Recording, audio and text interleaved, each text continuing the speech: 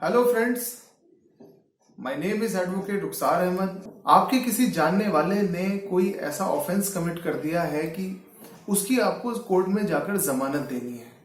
तो यहाँ पर एक बहुत बड़ी कॉन्फ्यूजन लोगों के अंदर ये क्रिएट होती है कि जमानत देने से हमें कोर्ट के अंदर हमारी क्या राइट्स एंड लायबिलिटीज होंगी, हमारे ऊपर तो कोई जिम्मेदारी नहीं आएगी, या ऐसा तो नहीं कि हमें बार बार कोर्ट में जाकर पेश होना पड़ेगा।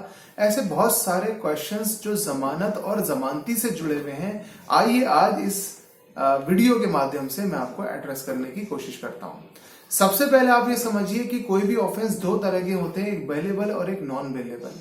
जो बेलेबल ऑफेंसेस होते हैं उनमें आपको जमानत सिर्फ थाने के अंदर जाकर देनी होती है, और जो नॉन बेलेबल ऑफेंसेस होते हैं, गैर जमानती अपराध होते हैं, उसमें आपको कोर्ट के अंदर जाकर जमानत देनी होती है। आप चाहे जमानत थाने के अंदर दें या आप कोर्ट के अंदर दें, आपको खुद फिजिकली वहां पर प्रेजेंट होना पड़ता है थाने में और कोर्ट के अंदर। और जो आपको डॉक्यूमेंट्स एक जमानत देने के लिए रिक्वायर्ड हैं उनको मैं यहाँ पर बता देता हूं कि जैसे मैं दिल्ली के अंदर प्रैक्टिस करता हूं तो यहाँ पर जो डॉक्यूमेंट्स हम लोग नॉर्मली कोर्ट के अंदर लगाते हैं वो कोई भी एक सॉल्वेंसी प्रूफ होना चाहिए। किसी भी व्यक्ति को जमानत दी जा रही है तो उसमें एक अमाउंट मेंशन किया जाता है कि 50,000, 40,000, 30,000 या XYZ कोई भी एक अमाउंट उस वक्त जज साहब अपने ऑर्डर में मेंशन करते हैं कि इतने पैसे की एक जमानत हमें चाहिए। अब डायरेक्ट आपको कोर्ट के अंदर उतना पैसा कैश में डिपॉजिट नहीं करना होता, बल्कि उतनी वैल्यू की कोई सिक्योरिटी आपको कोर्ट के अंदर जमा करनी होती है, जिसको सॉल्वेंसी प्रूफ कहते हैं। फॉर एग्जाम्पल, आपके पास एक बाइक है और जज साहब ने कहा है कि 25,000 रुपए की आप जमानत दो, और उस बाइक की कीमत आज के वक्त में मार्केट वैल्यू 40,000 है। तो आप उसकी आरसी कोर्ट के अंदर जमा कर सकते हैं कि ये इसकी वैल्यू 40,000 है और जनाब ने 25,000 रुपए की जमानत मांगी है, तो मैं अपना ये सॉल्वेंसी प्रूफ एज ए जमानत कोर्ट के अंदर जमा करता हूं। इसकी वेरिफिकेशन होती है तो उसके बाद अपराधी को छोड़ दिया जाता है।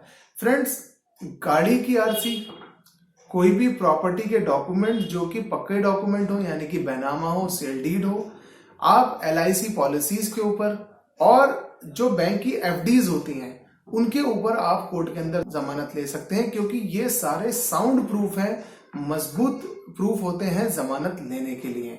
यहां पर जो नेक्स्ट चीज है कि क्या जमानती को बार बार हर तारीख पर कोर्ट के अंदर पेश होना होता है, तो फ्रेंड्स ऐसा बिल्कुल भी नहीं है। आपको कोर्ट में हर तारीख पर नहीं जाना होता, और आप ये अंडरटेकिंग कोर्ट के अंदर देते हैं कि क्योंकि इस व्यक्ति के ऊपर मेरा प्रभाव है, इस व्यक्ति के ऊपर मेरा कंट्रोल है, और जब भी कोर्ट इसको बुलाएगी मैं इसको कोर्ट के अंदर हाजिर कर दूंगा। आमतौर पर अगर कोई भी अपराधी कोर्ट के अंदर लगातार पेश हो रहा है, वो कोई भी तारीख को अपनी स्किप नहीं कर रहा है, तो फिर जमानती को कभी भी कोर्ट नहीं आना होता। और अगर अपराधी कोर्ट के अंदर पेश नहीं हो रहा है और वो कोर्ट की तारीखों पर हाजिर नहीं होता है, तो फिर एक सम्मन जमानती के पास जाता है कि इस व्यक्ति को कोर्ट के अंदर हाजिर करो। मान लो आप कोर्ट के अंदर उस व्यक्ति को हाजिर नहीं कर पा रहे हैं, वो व्यक्ति भाग गया है छोड़कर, आपके कंट्रोल से भी बाहर चला गया है, तो क्या ऐसी सिचुएशन में जमानती को कोर्ट के अंदर सजा होगी?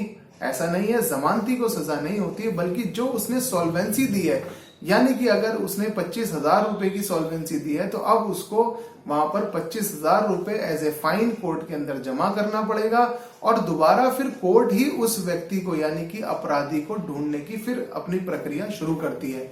ये एक तरह का जमानती के ऊपर फाइन है, क्योंकि आपने जिम्मेदारी ली थी उस व्यक्ति को, अपराधी को कोर्ट में पेश करने की, और आप अपनी जिम्मेदारी पूरी नहीं कर पा रहे हैं, तो अब आपको ये 25,000 रुपए का फाइन पे करना पड़ेगा। फ्रेंड्स, इससे ज्यादा एक जमानती की कोई जिम्मेदारी होती नहीं है। यहां पर यह भी बताना जरूरी है कि जब कोई भी अपराध, जब कोई भी केस कंप्लीट हो जाता है, चाहे उसमें सजा हो जाए या उसमें अपराधी को बाइज्जत बरी कर दिया जाए, तो ऐसे समय में उसके बाद आप भी अपनी जो जमानत आपने ली है वो खत्म हो जाती है, और जो भी डॉक्यूमेंट आपने वहां पर जमा किया है वो भी आप अपने वकील के जरिए वापस ले सकते हैं। यहां पर एक क्वेश्चन ये भी उठता है कि कोई भी व्यक्ति दिल्ली में रहता है और वो किसी भी काम से लखनऊ गया और वहां पर उसने कोई अपराध घटित कर दिया है, वहां पर उसने कोई ऐसे क्राइम कमिट कर दिया है कि लखनऊ की पुलिस ने उसको अरेस्ट कर लिया। तो अब ऐसी सिचुएशन के अंदर उस व्यक्ति को एक जमानती पेश करना है। आमतौर पर कोर्ट चाहती है कि एक लोकल श्योरिटी दी जाए, एक लोकल जमानती दिया जाए, लेकिन अगर आपका कोई जानने वाला नहीं है तो आप जिस भी स्टेट के अंदर आप रहते हैं वहीं की आप जमानत दे सकते हैं।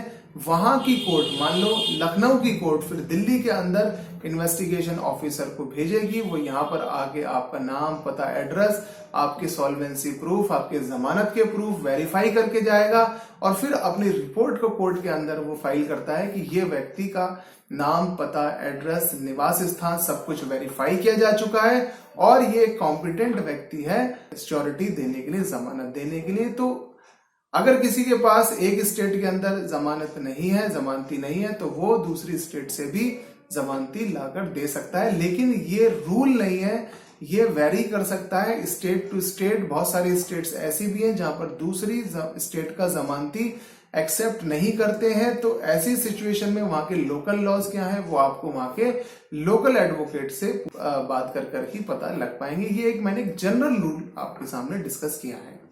फ्रेंड्स, इसके अलावा अगर कोई भी आपके जहन में क्वेश्चन आता है क्रिमिनल लॉ से रिलेटेड, जमानत से रिलेटेड, सिविल मैटर से रिलेटेड, आप मुझे इनबॉक्स में कमेंट करके पूछ सकते हैं, आप मुझसे कंसल्ट कर सकते हैं। और अगर कोई भी क्वेश्चन आप इनबॉक्स में पूछते हैं तो मैं उसका टाइमली रिप्लाई करने की आपको कोशिश करूंगा। Thank you.